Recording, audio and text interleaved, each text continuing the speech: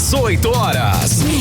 Notícias de Manaus, Amazonas, Brasil e do mundo.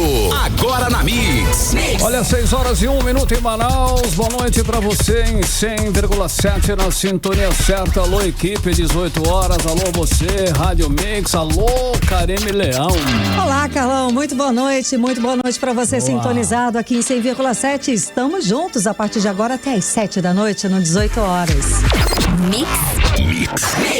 Juntos e contando sempre com a sua participação pelo nosso WhatsApp, né, Karime? Exatamente. É o 994887592. Também tá valendo, né, Carlão? A participação pelo YouTube. Pra você que nos acompanha ao vivo, participa do programa com a gente, manda a sua mensagem, a sua opinião a respeito dos assuntos que a gente aborda aqui. Mix. Começando 18 horas de hoje com os destaques do dia. Estiagem. Empresas de navegação vão cobrar tarifa de pouca água. O valor pode ser repassado para os produtos que chegam no estado. A falta de chuva já afeta a qualidade do ar nas cidades do sul do Amazonas. Mais 2 pesquisas eleitorais estão na mira da justiça. Legal, então combinado. Esses e outros assuntos você confere a partir de agora aqui no 18 horas. Nós vamos juntos até às 7 da noite com mais uma edição do 18 horas aqui no melhor Mix do Brasil pra você. Vamos juntos. 18 horas. Olha só, a seca mal começou e já está trazendo prejuízos para as empresas locais e isso é ruim, não é nada bom. Empresas de navegação anunciaram que vão cobrar tarifa de pouca água de até $5.900, cerca de R$32,2 mil por container durante o período da seca dos rios na Amazônia. Segundo as companhias, a taxa será para garantir uma solução para o transporte de mercadorias enviadas a Manaus, incluindo o uso de balsas para atuar em trechos críticos no Rio Amazonas. É um absurdo, né, Carlão? Chegar nessa altura do campeonato e a gente ter essa notícia. Um aumento expressivo, né? Pois é, só que a gente está sabendo que isso vai acontecer desde o ano passado. No ano passado, quando enfrentamos aí a maior estiagem da história, as empresas cobraram mais de $2 mil por container. E agora, como você falou no início no começo da vazante, essas empresas já estão cobrando quase o quê? $6 mil. Você falou aí, 5.900, gente. Imagina qual vai ser o valor caso a seca deste ano, como todas as previsões estão apontando, realmente bata o recorde do ano passado. A que valor vai chegar esses containers? E o que tudo indica, né, que vai tudo ficar muito mais caro, porque esse valor vai ser repassado sim para os produtos que chegam aqui em Manaus. Vamos acompanhar mais detalhes agora com a Gené Araújo. Muito mais caro e escasso. É essa a previsão para os próximos dias no Amazonas, primeiro por causa da seca em si. E com a previsão de mais uma seca severa na Amazônia esse ano, o setor de navegação estuda formas de faturar em cima da crise ambiental que deve afetar milhares de pessoas, principalmente as que moram no interior do Amazonas. Em um comunicado enviado ao Polo Industrial de Manaus e à Secretaria de Desenvolvimento Econômico, Ciência, Tecnologia e Inovação, SEDECT, a empresa MSC, responsável por transporte fluvial na região, anunciou a cobrança da taxa de $5 mil por container. De acordo com o comunicado, a taxa de pouca água é válida para todas as cargas e commodities, incluindo container refrigerado e equipamentos especiais. O aumento na taxa do transporte fluvial foi anunciado na reunião do Conselho de Administração da SUFRAMA ontem pelo secretário da SEDECT, Serafim Corrêa, que classificou a taxa como absurda. Eu quero dar conhecimento ao Conselho de Administração da SUFRAMA de uma situação que incomodou a todo o empresariado. Eu recebi reclamações da Eletros, da FIAN, do CIAN, da ACA, do CDL e da Federação do Comércio, e isoladamente de muitos empresários.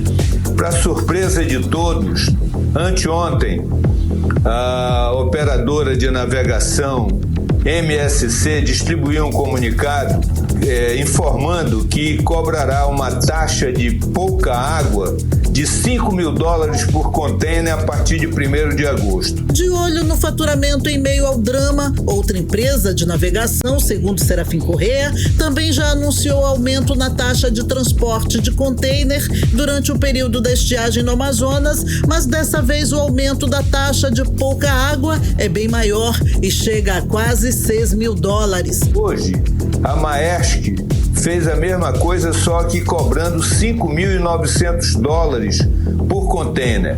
Só para que se tenha uma ideia do absurdo, no ano passado, quando a estiagem estava muito forte, isso foi 1º de outubro, a taxa que eles cobraram foi de $2.100 e agora passou, respectivamente, para $5.000 e $5.900.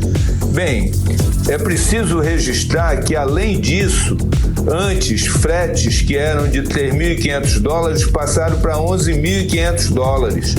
E agora, com mais 5, o frete por container fica $16.500, $16.500.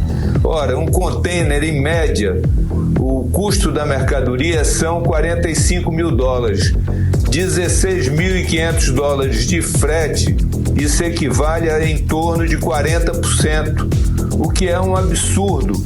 Isso derruba todos os incentivos fiscais da Zona Franca de Manaus. Serafim Corrêa repudiou a atuação das empresas de navegação durante a estiagem aqui no Amazonas. As operadoras de navegação estão se aproveitando de um momento que ainda nem aconteceu para ganhar dinheiro. E isso daí nós temos que repudiar, e eu faço essa manifestação de repúdio aqui no CAS, que eu considero o fórum competente, esperando das autoridades federais uma providência mais dura em relação aos operadores de navegação.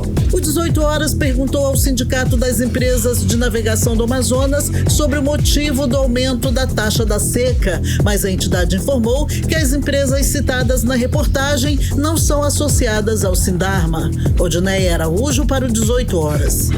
Você está ouvindo 18 Horas. Legal, 6h08 em Manaus. Boa noite para você na sintonia certa, 18 horas no ar. E olha só, os municípios de Apuí, Novo Aripuanã, na região sul do Amazonas, estão em estado de alerta devido à baixa umidade do ar na região. Por causa da baixa umidade do ar, que está variando entre 30% e 20%, hein, Karine? Carlão, e os índices inferiores a 60% trazem risco à população, causando o ressecamento das vias aéreas e potencializando prejuízos à saúde causados aí pela poluição, falta de chuva também, né? O repórter André Meirelles, ele está acompanhando esse caso e tem mais informações pra gente. Ele conversa ao vivo agora com a gente. Então, André, muito boa noite, André. O índice registrado, que o Carlão falou aí, de 30% e 20%, já é considerado perigoso para a saúde humana, André? Boa noite.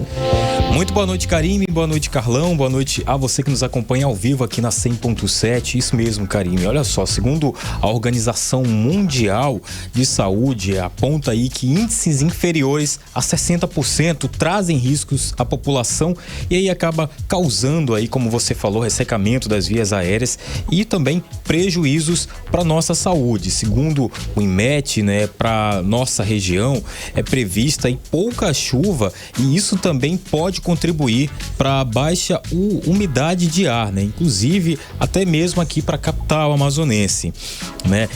Mas o que é importante destacar tudo isso é que há riscos nessa baixa umidade, né? E que pode trazer aí prejuízo para nossa saúde, né? E também a gente conversou com um especialista aqui que é o pneumologista, o médico pneumologista Davi Lunieri, e ele vai falar um pouco pra gente o que causa essa umidade de ar abaixo de 60%, assim como a própria OMS falou, né? E, inclusive agora, como está acontecendo aqui no sul do Amazonas, que tem aí municípios que estão chegando a 30%, 20%. Isso é potencialmente perigoso para a saúde, o que pode causar, a gente vai saber agora na fala do pneumologista Davi Lunieri.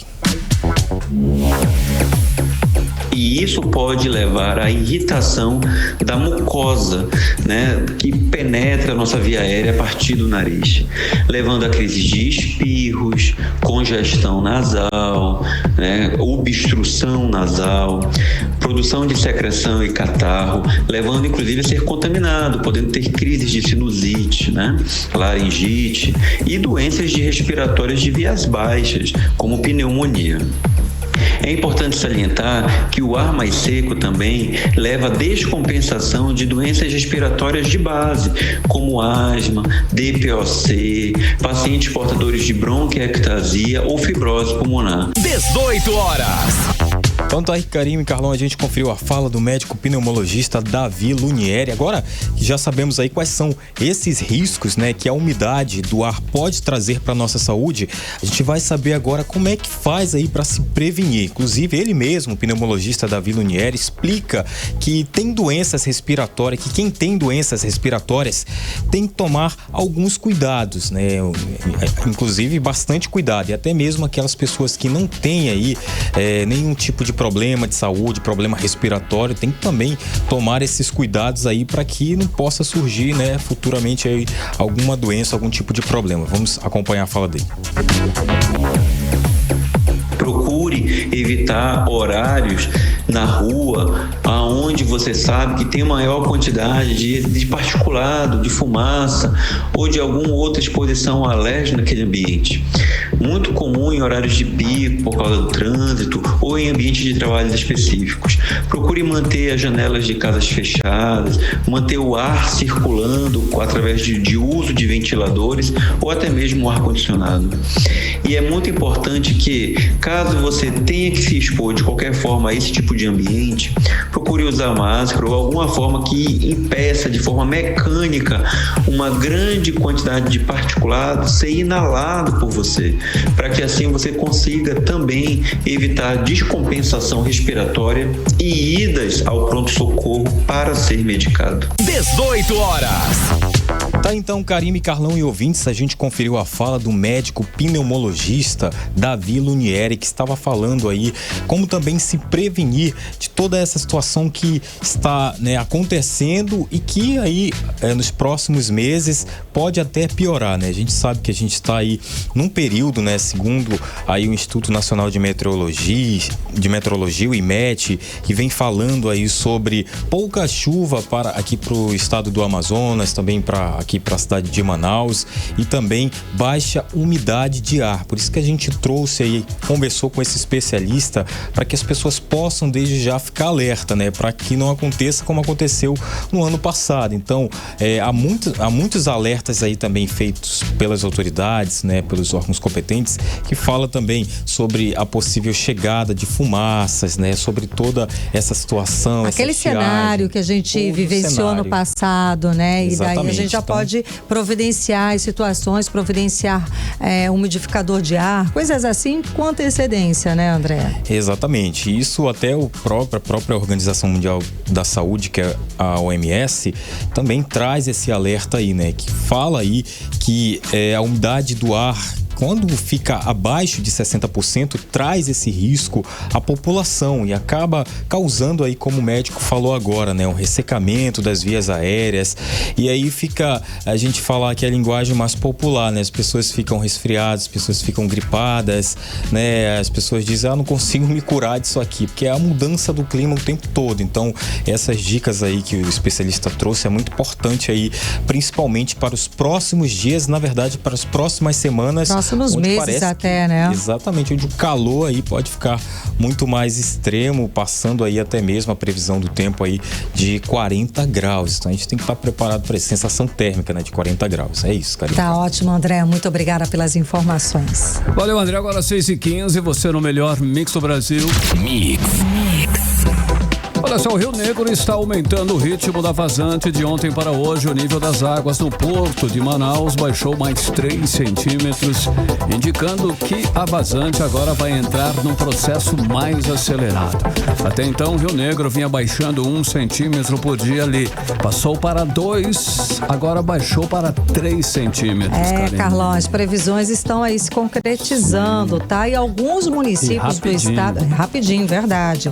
Alguns municípios, Carlão, já começam a ter dificuldades aí com esse início da estiagem. As balsas já estão com dificuldades de chegar em algumas regiões. Cidades das calhas do Madeira, Juruá, Purus e Alto Solimões devem receber medicamentos da Secretaria de Saúde já para assegurar ali, para manter um estoque. Vamos acompanhar os detalhes desta história agora com Giné Araújo.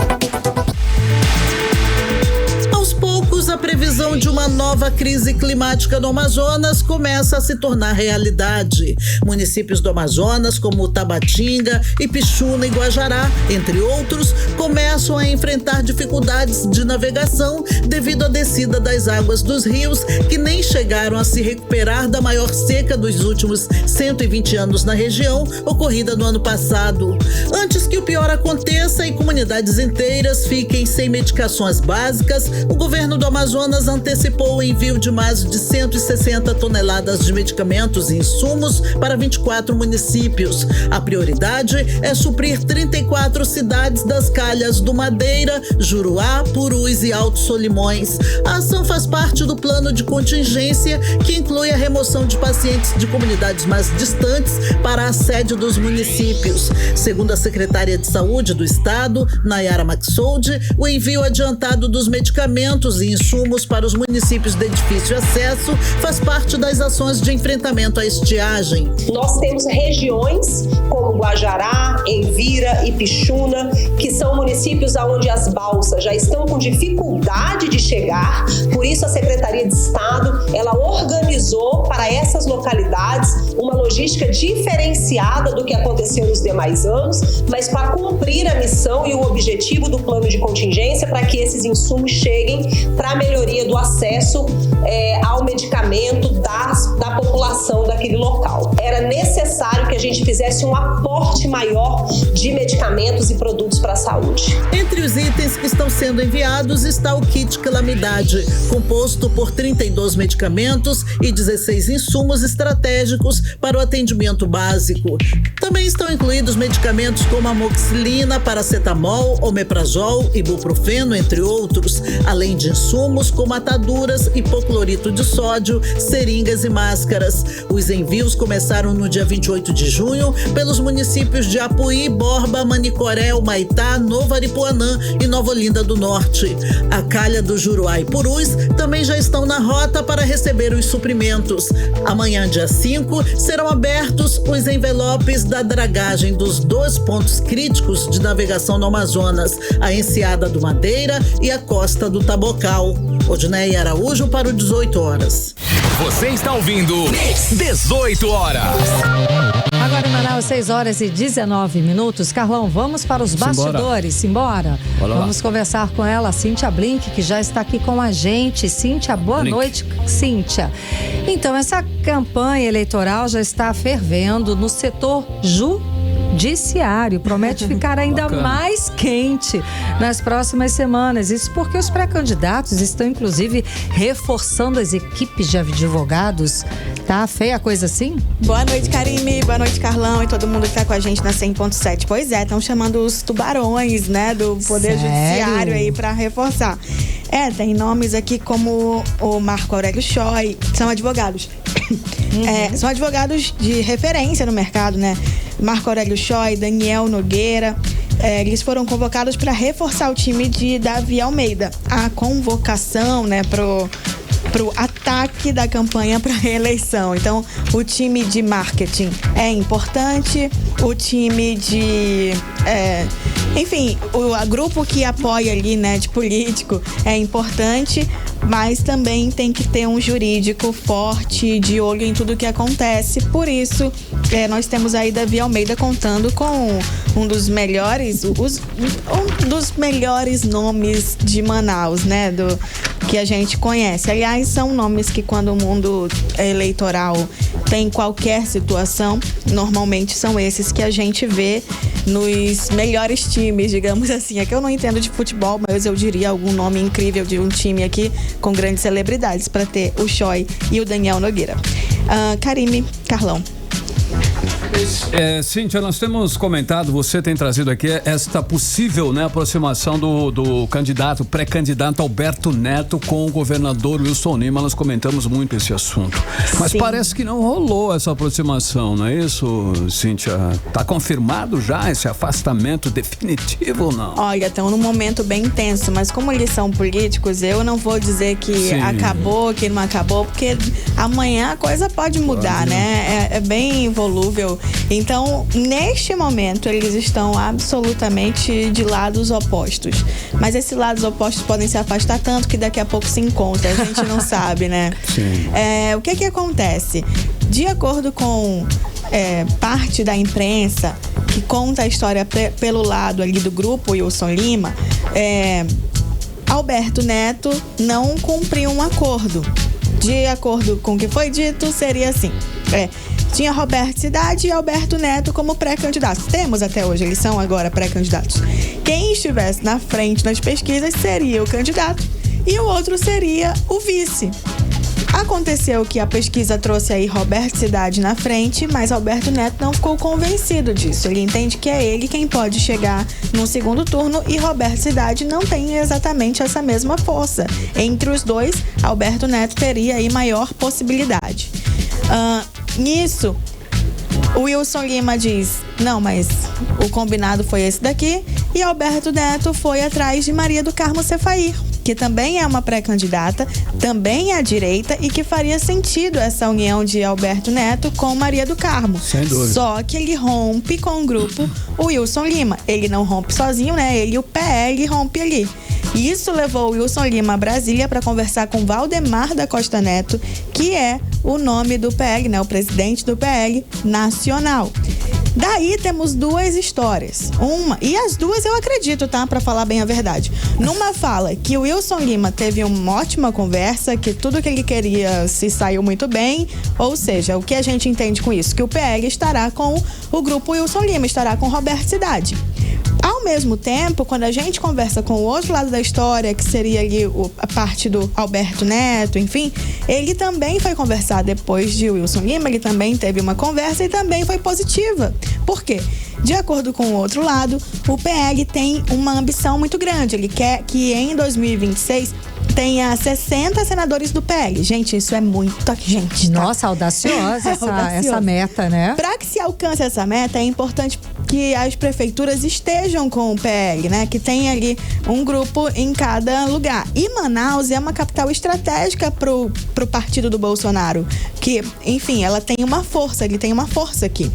Então, Alberto Neto faz parte de um grupo, de um plano nacional. Por isso, para eles não é interessante apoiar a União Brasil, mas ter um candidato. Nisso, eles têm Alberto Neto como o candidato. As duas histórias são diferentes e são com a mesma pessoa. Pode ser que realmente os dois tenham escutado essas histórias que estão contando pra gente. Sim, Só que o PL pode estar estudando qual é o melhor caminho. Porque também o PL quer ganhar, então precisa saber se realmente o Alberto Neto tem condições de ir pro segundo turno, que eu acho difícil, mas tem que ver. Então o PL está analisando esse processo também. Ele pode se aliar ao governador e conseguir outras coisas. O que a gente consegue saber aqui, Carlão, é que o jogo está sendo jogado. Exatamente. Tem que esperar um pouco mais. As peças estão em movimento ali, tem que esperar. Concordo, Carlão, concordo. Eles devem estar vendo e analisando essa questão aí. Blink, parece que tem mais duas pesquisas de intenção de votos que estão sendo questionadas na Justiça Eleitoral. Tô te falando que precisa ter advogado bacana. Olha aí. Pois é, o PL, né, falando dele, partido aí de Bolsonaro, mas aqui no Amazonas está reclamando de duas pesquisas do IPEM, que é o Instituto de Pesquisa do Norte. Na verdade, o IPEM entra aí pro rol de pesquisas que foram questionadas juridicamente, que não são poucas. E aí está se falando sobre a metodologia. O PL aponta que há irregularidade na metodologia, que os resultados ficaram distorcidos por causa de vícios sem solução, vícios que não tem como resolver. E aí isso vai ser verificado, mas que foi acionado na justiça as primeiras pesquisas, 2 primeiras pesquisas do IPEM. O que eu achei curioso é que eu fui ver quais eram as pesquisas e nelas o PL sai bem. O PL pontua bem. O PL, inclusive, está o Alberto Neto na frente do Roberto Cidade com certa folga nesse primeiro momento. Então, eu não entendi por que o questionamento, mas foi feito, né? E falou justamente, mais ou menos como nas outras pesquisas, nas outras comissões que solicitam. Fala da metodologia, do número de pessoas que foi ouvido, dos dados levantados. Então, agora cabe a pesquisa, né? Bom, a justiça é quem vai cuidar disso, mas nesse momento cabe a pesquisa responder aí aos questionamentos que traz a comissão do PL no Amazonas e vamos continuar acompanhando para ver que fim que leva. Karime, Carlão. Ei, Blink, olha só, inaugurações, nomeações, exonerações e shows estão proibidos a partir de sábado, dia 6, né?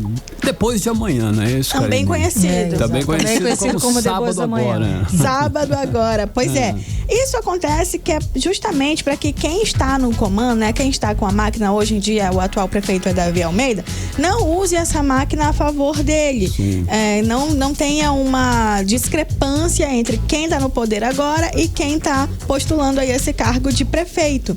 E aí realmente são proibidas, de acordo com o calendário eleitoral, a nomeação, contratação de servidores, dispensar também, viu? Dispensar por justa causa.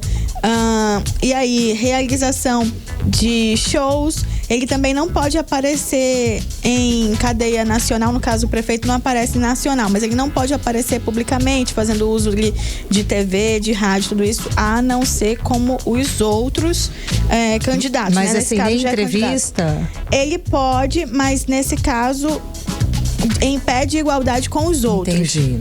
A não ser que ele esteja falando como prefeito de alguma situação. Aconteceu algo, tem um trabalho emergencial, entendi. É o que a gente no jornalismo chama de serviço. Por exemplo, vai ter vacina, então isso tem que ser divulgado, não pode não ser divulgado. Então ele pode sim virar público, mas aí, nesse caso, o ideal seria um secretário falar, alguém assim falar, mas a prefeitura precisa sim utilizar desse meio de divulgação.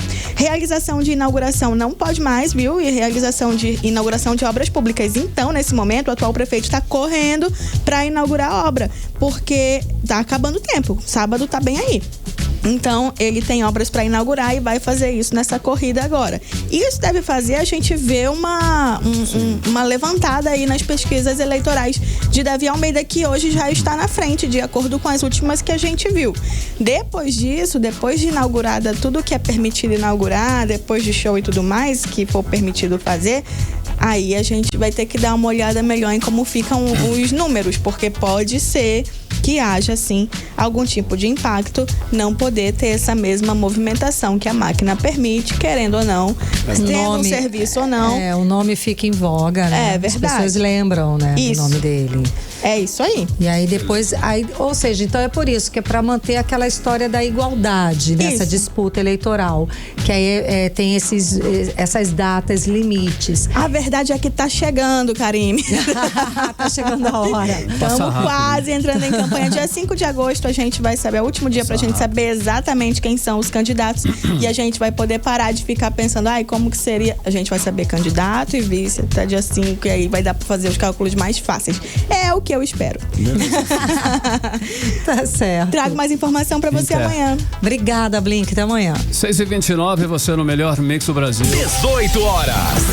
Continue aí, 100,7. Daqui a pouquinho, no 18 horas. Olha só, bairros de Manaus ainda estão com dificuldades de abastecimento de água, por incrível que pareça. Esse é o nosso assunto daqui a pouco. 18 horas. E agora nós vamos conferir a previsão do tempo e temperatura. E é para amanhã. Amanhã já é sexta-feira. Com você, Karine. Previsão do tempo. Carlão, e segundo informações do Clima Tempo, a previsão para amanhã é de sol e aumento de nuvens de manhã com pancadas de chuva à tarde e à noite.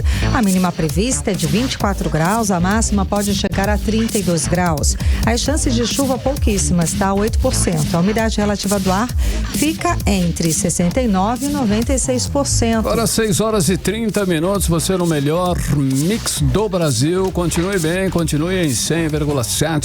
Continue conferindo os destaques desta quinta-feira em mais uma edição do 18 horas. Nós vamos juntos com você até às 7 da noite e, é claro, estamos sempre aqui no melhor mix do Brasil.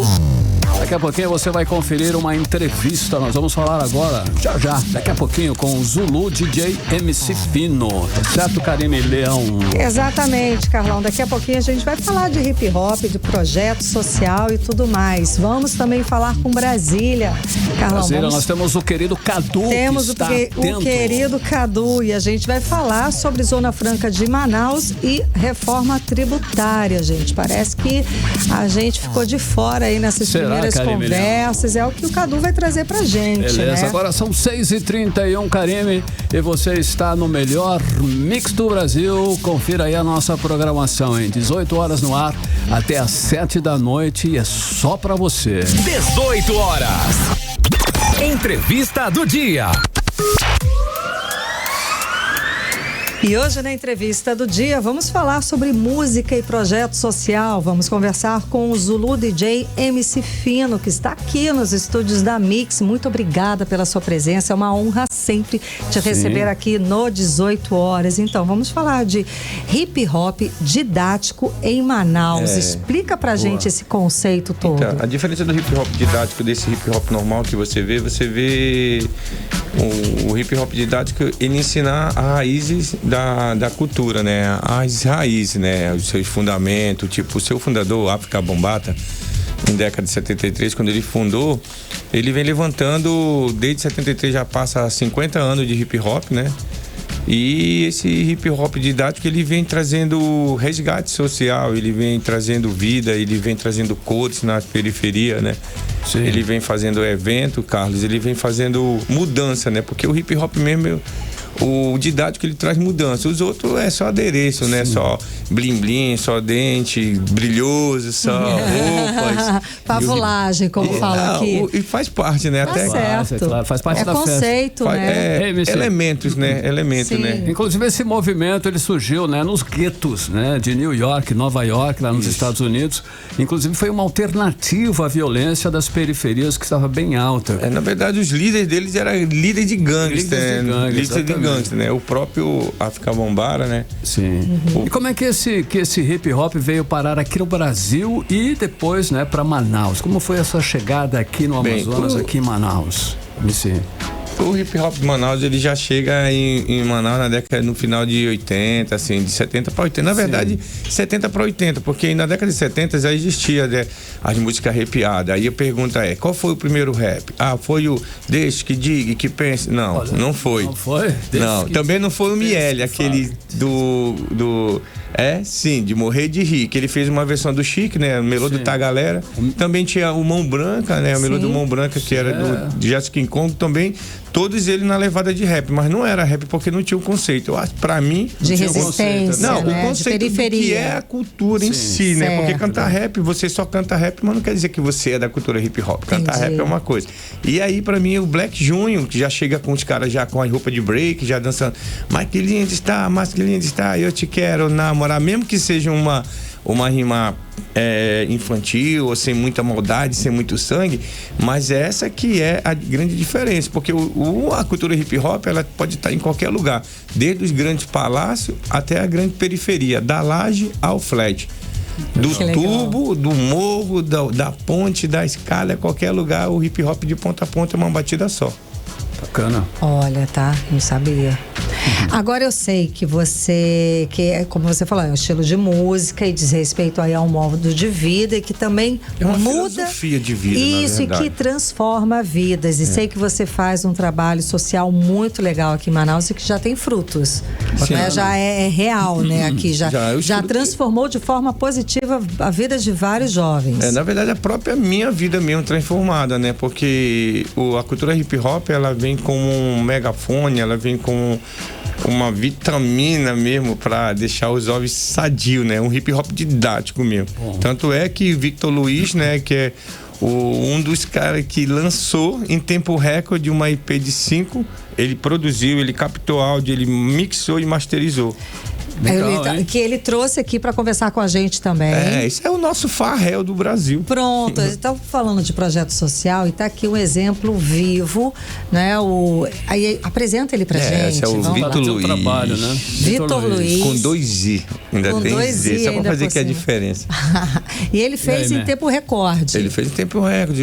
Ele, na verdade, é uma vivência, né? Ele passou por uma dificuldade emocional, em cima disso, que é o hip hop, né? Em cima disso, ele pegou e construiu uma música chamada Independência Emocional, que fala sobre o negócio de depressão, da pessoa estar dependente, que eu tenho certeza, inclusive eu já falei com a Armanda, com o Graciano aqui. Essa é a música, com certeza pode ser uma campanha. Olha aí.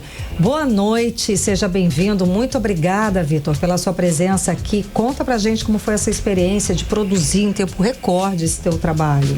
Primeiramente, boa noite. É uma honra estar aqui, é uma honra ter essa companhia de pessoas incríveis.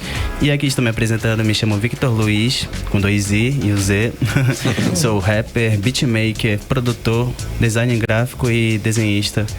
Bom, falando sobre o projeto, isso foi muito sobre vivências também e muitos relatos, sabe? Quando eu estava em reuniões com colegas e amigos, muitos, assim, passaram por situações complicadas e eu peguei aquilo um pouco, sabe? E fui escrevendo, trabalhando sobre aquilo.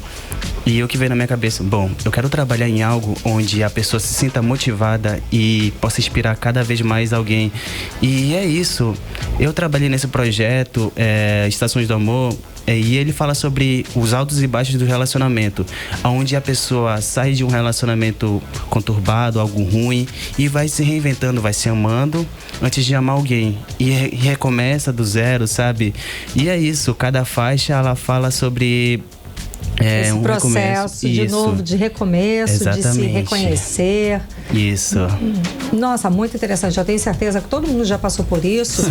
E nesse momento, não, Carlão? Sim. Todo mundo já passou por isso. E nesse momento assim, de pós-pandemia, de repente, é um assunto que a juventude precisa ouvir muito, de dar essa mensagem positiva. Exato. Não é? Você percebeu isso também nos seus amigos, Vitor? Exatamente. Muita gente, quando escutou o projeto, falou bem assim, sabe? Esse projeto me prendeu muito, foi algo que eu precisava ouvir. E eu me senti, sabe, honrado em ouvir isso. Legal. Porque é algo que eu tava trabalhando, sabe? Além de falar sobre mim, ser algo assim que motive alguém quando escutar. E sabe, já tive muitos relatos, muita gente que falou, e eu fiquei assim, já teve sabe? até react. Reação de pessoas que tem canal. Chegou o disco do Vitor, aí ele já estão fazendo até o react, né? Exatamente. Já tá aí. É um fruto que deu certo. Bacana, cara. Parabéns. Como o JR, que tá ali no bastidor, que tá até tirando foto, JR da Venezuela, JR. Mas como é que tá essa conexão aí? A conexão Brasil, Venezuela, já fizemos. Né? E França. E França também. A questão da França, que é uma banda de reggae, que um amigo nosso, Clark, ele tem Alter do Chão, então no momento ele tá com a banda, então é um hotel, onde vai ser um hotel e uma casa de show de reggae com essa rapaziada da França, onde eu vou fazer os intervalos com ele também. E Venezuela, sempre fui apaixonado pela música de Venezuela. A gente começa, quem que não cresceu, Carlos, ouvindo Gili, aquele camarada lá, né? Muito antigo, né? Vem daqui, todos. A gente tem muito de lá aqui. Julio Iglesias, né? Quem não cresceu ouvindo Julio Iglesias? Nossa, né? meu pai ouvia e isso Pedrito, direto. Se eu fosse pintor. São referências grandes. E essa conexão, ela continua até hoje, porque a gente vai ter uma SAIF onde Shirley Baré, que ela é audiovisual também, ela faz pintura, ela é uma da comunidade Parque das Tribos. E é uma do povos originários, é uma indígena que ela tá ativa e operante, inclusive ela que tá produzindo, tá captando os áudios do clipe do JR, né, do JRMC, aonde a gente vai estar gravando um Beco da Rima, onde é mesmo a Baixada, onde a gente tem os projetos sociais. Nossa, grande, é muito trabalho. Zulu, você também tem trabalho em igreja, também tem uma a música em si, eu trabalho com a música como música terapia. Certo. Se você escuta uma música e você não sente um arrepio, se você não sente nada, você só sente um balanço, então essa música não tem alma. Então a gente tenta produzir, a gente consegue colocar-se no lugar do ouvinte, né? Como o Vitor falou, o que você gostaria de ouvir, o que chamaria atenção, certo?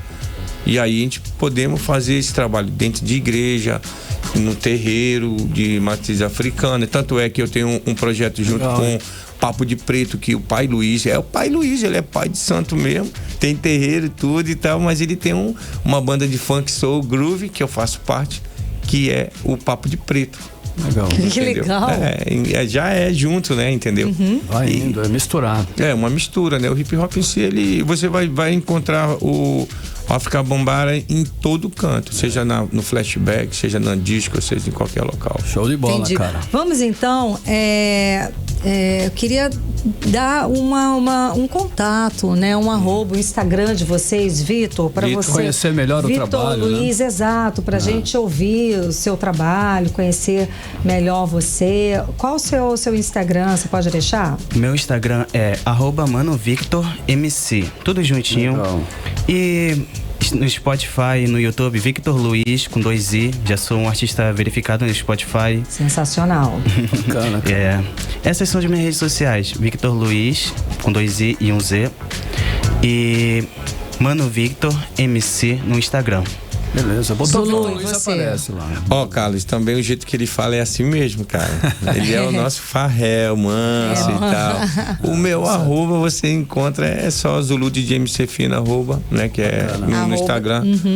É DJ MC Fino oficial, Zulu DJ MC Fino, porque esse Zulu é um título, muitas pessoas não entendem, né? Eu queria falar, esse título você ganhou e é uma das maiores honrarias da cultura hip hop mundial, gente, tá? É dado pela Organização Universal Zulu Nations para pessoas que dedicam suas vidas, esforços e talentos e a alma. O África Bambata, ele sempre levanta membro da cultura hip hop, quem são os percussores da sua cidade.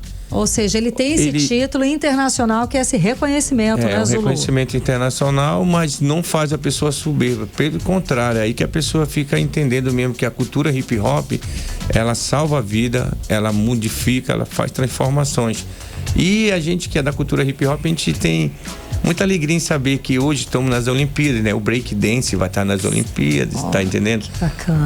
Um dos elementos da cultura hip hop, né? Porque nós da Universal Zulu Nation trabalhamos com 5 elementos, né? Que é os elementos básicos que todo mundo já conhece e o conhecimento. Porém, o templo do hip hop trabalha com 9 elementos, que é a roupa, a estética, né?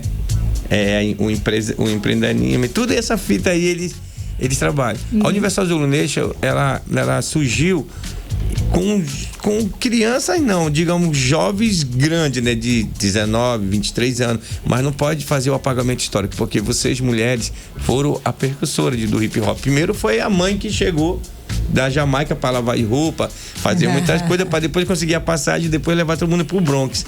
Quando fala Bronx, todo mundo sabe, né? Só lembra Todo Mundo Odeia Chris. Porém, o nome Bronx vem de um sueco chamado Jonathan Bronx. Por isso que o nome do Bronx é Bronx. Olha aí. Jonathan Bronx. Aí depois que o outro maluco foi querer fazer uma rodovia, não deu certo, né? E aí quem tinha grana foi para lá do sul de Nova York. Sim, e foram começando a ser ocupados por latinos, negros. E aí que surgiu essa que a gente já conhece. Muitíssimo obrigada pela sua presença, conversando, um orgulho. Parabéns. Valeu, Zulu, valeu, Luiz. Vitor Luiz, parabéns pelo seu trabalho, sucesso sempre. Uma e a gente ótima só queria noite. deixar a agenda cultural 5, 6 e 7 no Campinho do Canarana, vai ter o Arraial. O Léo Produções lá tá fazendo, junto com eu, Lé e toda a rapaziada do Cheiro Verde, eles estão fazendo 5, 6 e 7. Tá ótimo. E tem o Arraial do Nonô, mais esperado do bairro da Paz. Beleza. Pronto, marcado então. Muito obrigada. Valeu, Conversamos Zulu. com o Zulu, DJ MC Fino e com o Vitor Luiz. Valeu, pessoal. 6h44, você no melhor mix do Brasil. 18 horas. Vamos agora para Brasília. Vamos conversar com o nosso correspondente, o jornalista Carlos Eduardo Matos. Cadu, bom te ver. Cadu, boa noite, Cadu. Fala, Cadu. Então, Cadu também é repeiro. Olha aí, é do hip hop também, Cadu. Nossa, vamos lá. Cadu, ó, sinal de alerta. Já pensou fazer rap de política? Olha, deve ser legal, Não hein? dá certo, hein? Será que vai dar Por rima? Ah, não dá. Não sei fazer rima. Será que um desafio aí pro talentoso Mas tem. Zulu? Cadu, vamos lá, Vamos Cadu. tentar, hein? Sinal de alerta para a Zona Franca. As modificações sugeridas aí pelo Amazonas ficaram de fora Pelo do caminho. texto da reforma tributária. Cadu, conta pra gente. Boa noite. Boa noite, minha querida Karime, boa noite, Carlão, boa noite, ouvintes do 18 horas, a todos que nos assistem ao vivo, né?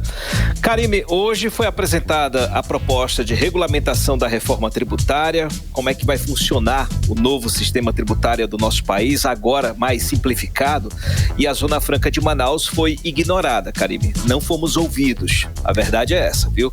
Porque nem parece que houve conversa da equipe técnica do Amazonas com o governo federal, com os deputados que fizeram parte do grupo de trabalho da regulamentação. Foram meses de reuniões. Isso. Foram meses de reuniões aqui em Brasília, audiências públicas, mas pelo visto não adiantou nada. Os parlamentares do Amazonas até foram pegos de surpresa, viu? Sim. Eu falei hoje à tarde com o deputado Valderney Avelino. Vamos ouvir o que ele disse. Tomamos conhecimento hoje do texto apresentado pelo grupo de trabalho do projeto de lei 068 e não traz nenhuma inovação com relação à Zona Franca de Manaus. Nós temos as nossas propostas.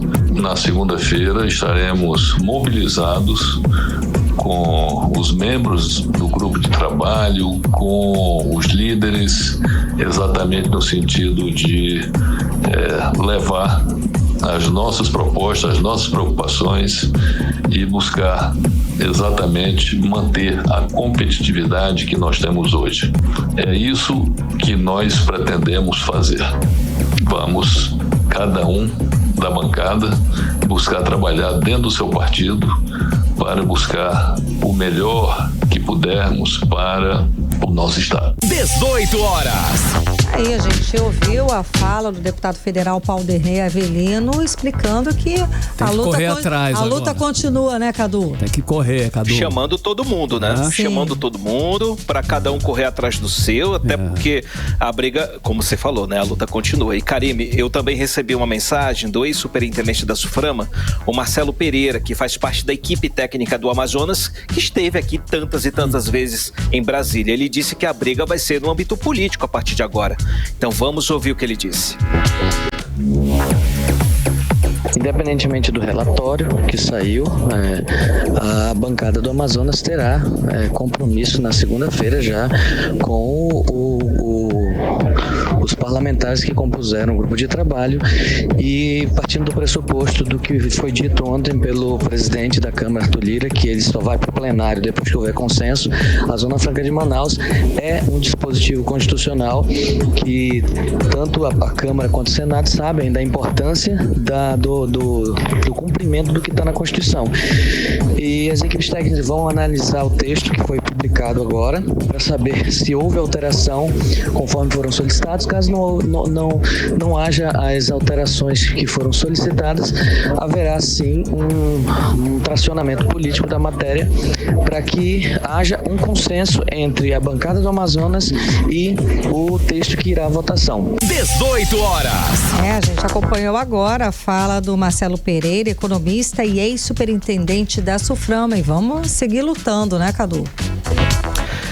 Karime, eu vou ser um pouquinho didático agora, contar a história cronologicamente. Depois da aprovação da PEC, da reforma, no fim do ano passado, o governo Lula elaborou a proposta de regulamentação e dividiu esse processo em duas partes.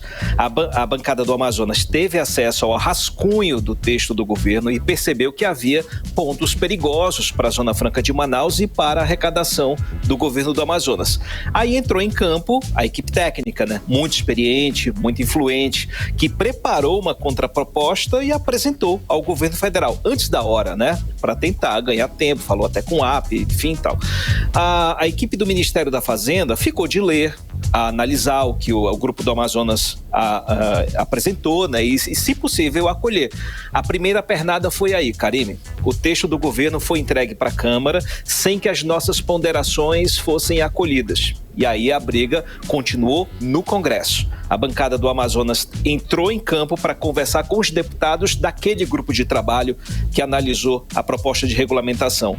E o Amazonas ficou de fora, né? Se você lembra. O Paulderney Avelino, de última hora, entregou as nossas contrapartidas. Você lembra? Acho que foi na semana passada. Eu disse que no apagar das luzes ele entregou tudinho. E participou da reunião de gaiato no navio, ele entregou tudinho. Fez a parte dele. E essa aí foi a segunda pernada, Karime. O grupo de trabalho finalizou a proposta sem mexer no texto que foi apresentado pelo governo. Perdemos a batalha, viu? Mas não perdemos a guerra. A gente segue lutando pelos ajustes.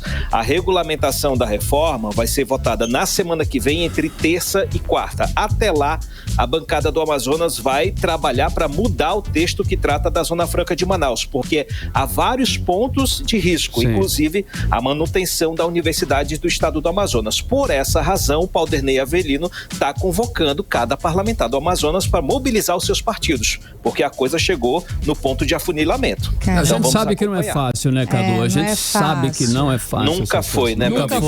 Nunca foi.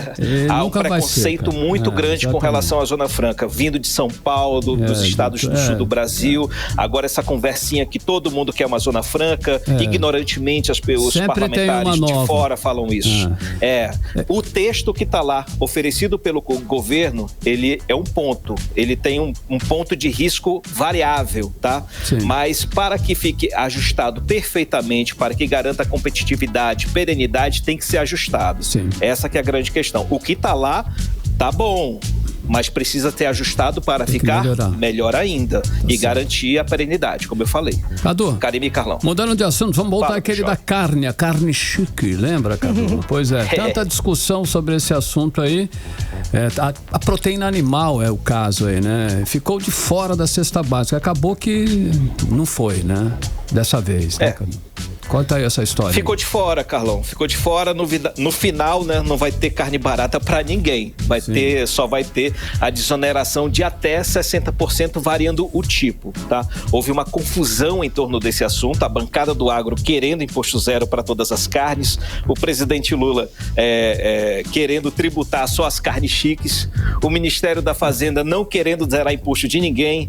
E o presidente da Câmara, Arthur Lira, sendo contra incluir as carnes na cesta básica. No final, prevaleceu a força de Arthur Lira, né? Na apresentação de hoje, da primeira parte da proposta de regulamentação da reforma, os deputados falaram do risco de se aumentar bastante o IVA, que é o Imposto sobre Valor Agregado, que é o imposto que a gente vai pagar futuramente. Os deputados alegam que sem as carnes, o imposto vai ser de 26,5%. Já é um dos maiores do mundo.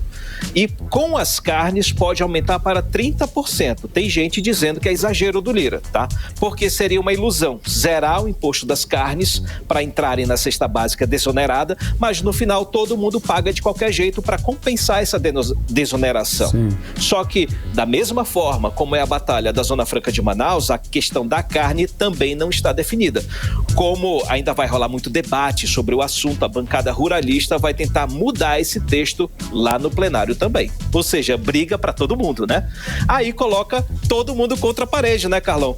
Se eu for a favor da carne na cesta básica, imposto zero, o imposto vai aumentar. E se eu for contra, o imposto vai ser menor. Difícil, né? Vai virar mais um daqueles debates. Você é contra ou a favor? Aquela história que a gente já conhece, né? Carlão e Karine. Beleza, Cadu. Cadu, obrigada pelas informações. Cadu, até amanhã. Até amanhã, queridão. Tchau, tchau. Valeu, gente. Um abraço. Tchau, Valeu. 6h53, você no melhor mix do Brasil, hein? 18 horas.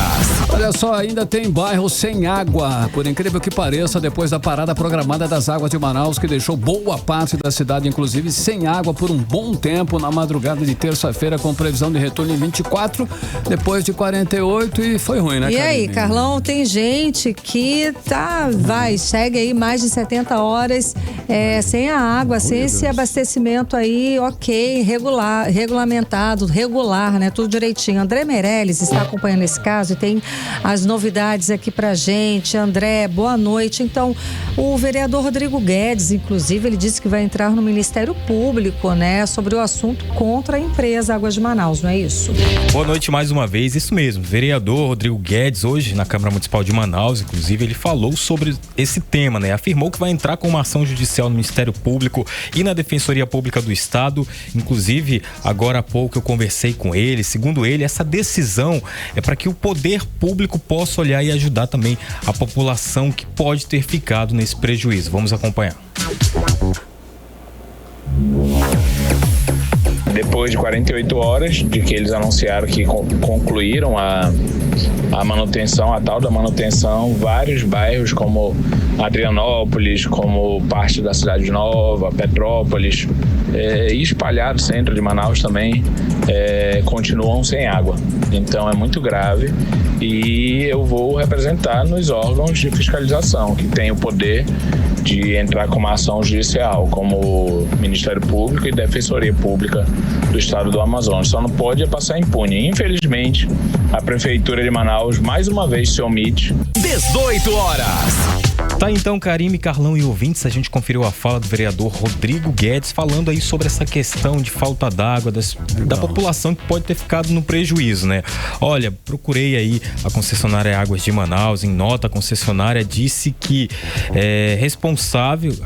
concessionária que é responsável pelo abastecimento aqui em Manaus disse que finalizou os serviços de melhoria programada no sistema do complexo de produção da água Ponta de Ismael na manhã da última quarta-feira. Na sequência, o abastecimento foi retomado e segue em normalização com aproximadamente 95% da cidade abastecida. A nota diz ainda que algumas áreas seguem em processo de normalização. Ou seja, ainda sem água. Obrigada, André, pelas informações. Valeu, André Meirelles, agora 6h56. 18 horas. Esporte. Legal, o giro esportivo, Cid Soares na área, seleção brasileira tá... Bom, vamos lá, Cid. Tá difícil, né, Cid? Uruguai não passou por ninguém, só tem empatado, vai pegar o Uruguai. De fora? Pois é, eu já não sei mais nem o que eu falo sobre isso, porque realmente é difícil, cara, é difícil. Seleção brasileira deve sair agora pro tudo ou nada contra o Uruguai, próximo sábado, às 9 da noite, né? Um clássico válido pelas quartas de final da Copa América. E a partida será disputada no estádio Allegiant Stadium, lá em Las Vegas, nos Estados Unidos. Terá transmissão da Globo e do Sport TV. Portanto, não vai faltar lugar pra gente assistir, né? O Brasil, como todos sabemos, ainda não se encontrou. Empatou com a Costa Rica na estreia, goleou o Paraguai e aí depois empata com a Colômbia. E para completar, a seleção não terá Vinícius Júnior, referência técnica do time, porque ele está suspenso, simplesmente isso. Olha, ontem o Botafogo venceu o Cuiabá por 2-1, o Vasco venceu o Fortaleza por 2-0, o Criciúma venceu o Cruzeiro por 1-0 e o Flamengo espancou o Atlético 4-2. Nesse momento, estão jogando aí Bahia e Juventude, Palmeiras e Grêmio. 7 da noite tem Fluminense Internacional e no mesmo horário o Corinthians vai encarar o Vitória. O lateral direito Patrick não deve mais fazer parte do elenco do Amazonas para a sequência da Série B. Voltamos aqui para nossa região. O jogador alegou aí problemas pessoais e junto ao clube negocia uma rescisão amigável. A decisão foi confirmada pelo empresário do atleta e deve oficializar, né, em breve a diretoria aí da Onça sobre isso. Ao mesmo tempo, o lateral Thiago Cametá chega a um acordo com a Onça e retorna ao futebol depois de 5 anos para disputar a Série B do Campeonato Brasileiro. O clube deve oficializar a contratação do Thiago em breve. Olha, o West Ham, que da Inglaterra, só aceita negociar Lucas Paquetá. A gente volta agora a falar do Flamengo, né? Com o Flamengo, se for de maneira definitiva. E o Flamengo, por sua vez, se cerca de cuidados jurídicos. Vocês sabem qual é a situação do Paquetá, né? Bom, precisa justificar o investimento para trazer de volta para casa o meia da seleção brasileira. Há 2 anos, o West Ham investiu mais de 60 milhões de euros no jogador e o valor estimado antes da acusação de envolvimento em apostas girava perto de 100 milhões de euros. Depois dessa problemática toda com a questão das apostas, e como não foi julgado, como não tem nada definido, os valores do Paquetá continuam realmente flutuando. Oscilando, não sei. Tá uma flutuação. Tá. Era o que nós tínhamos para hoje. Obrigada, Cid Soares. Valeu, meninos. Até amanhã. Até amanhã. Até amanhã. Cid Soares, 6h59. Você no melhor mix do Brasil. 18 horas. E seguimos direto para o Editorial 18 horas. Editorial 18 horas. Aparecem neste momento as primeiras consequências da falta de planejamento para enfrentar a anunciada forte estiagem deste ano no Amazonas. Algumas das maiores empresas de navegação de transporte de contêineres anunciaram um forte aumento no frete para Manaus. Aumentaram significativamente a chamada taxa de seca. É o custo extra para compensar o transporte com navios mais vazios para enfrentar o baixo calado dos rios. E até hoje não havia sido iniciada a dragagem na parte mais crítica do rio Amazonas, na foz do rio Madeira.